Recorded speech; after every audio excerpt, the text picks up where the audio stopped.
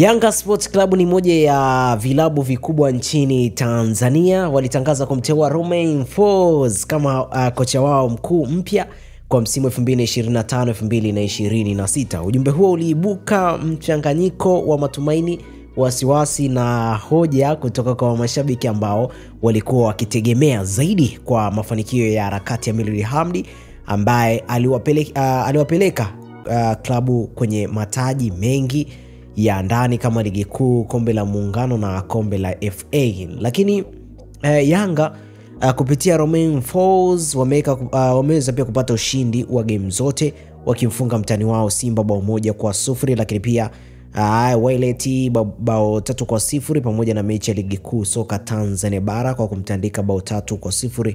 Lakini bado mashabiki wengi hawajapendezwa na kiwango cha ubora wa kocha Folz kutokana na upangaji wa kikosi chake. Yapo matumaini makubwa. Kuna wale ambao waliona kumteua Folz kuwa ni hatua bora. Ni kocha mwenye leseni ya UEFA, lakini mwenye uzoefu wa kufanya kazi katika nchi za Afrika, lakini hafanani sana na falsafa ya soka la ushambuliaji. Lakini mashabiki hao walikuwa wanamtazama Folz kama mtu wa kuleta mabadiliko ya mbinu, kuongeza kasi kwa mchezo na kuwa na kikosi kinacho weza kucontrol vizuri zaidi katika kiungo wa katikati. Lakini kumekuwa na wasiwasi na mashaka sana kwa sababu uzoefu wa Folz unaonyesha kuwa hajawahi kuwa kocha kwenye klabu moja kwa muda mrefu sana, na mara nyingi anatoka au klabu zake zinabadilika mara kwa mara, na mashabiki walijenga hoja kwamba bila muda wa kutosha kuwa na mchakato kamili wa kuendeshwa kwa kikosi,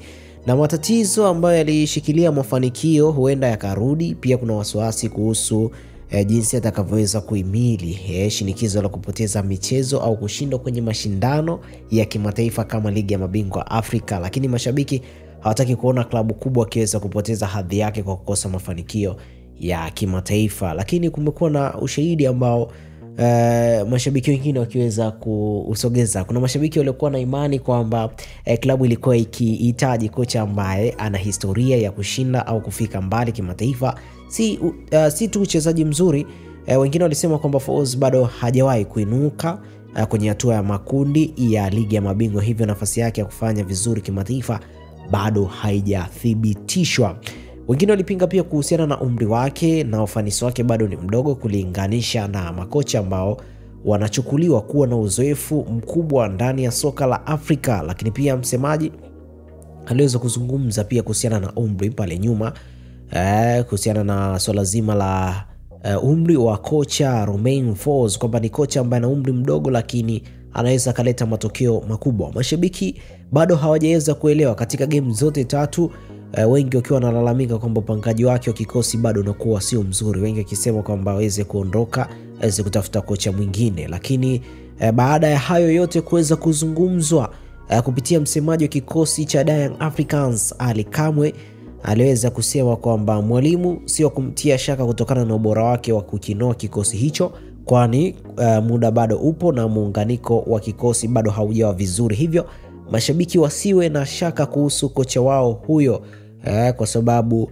ni game 3 tu ameweza kuzipiga. Kwa hiyo waweze kutarajia mambo ambayo ni mazuri kutokana na game ambazo zitazidi kufuata. Kwa hiyo yeye bado anaweza kumwamini mwalimu licha ya mashabiki kuweza kulalamika kuhusiana na swala zima la kocha huyo Romain Folz. Labda tuweze kutarajia jambo ambalo ni la kiutofauti katika mechi ijayo, kwa sababu kiangalia mechi ya jana kipindi cha kwanza kulikuwa hamna muunganiko, kulikuwa kuna butua, kulikuwa hamna muunganiko mzuri wa pasi. Lakini huenda labda katika mechi ambayo itaweza kufuata kutokana na kile ambacho mwalimu ameweza kukiangalia, huenda kitaweza kuleta matokeo. Labda na yeye pia ameweza kufundisha, lakini sio kile ambacho ameweza kukifundisha kimeweza kutumika vyema uwanjani, labda pia inaweza ikawa hivyo. Kwa hiyo Romain Folz ni mmoja kati ya makocha ambao ni wazuri, ambao pia waliweza kuwa na moyo ambao ni mzuri, kwa sababu mashabiki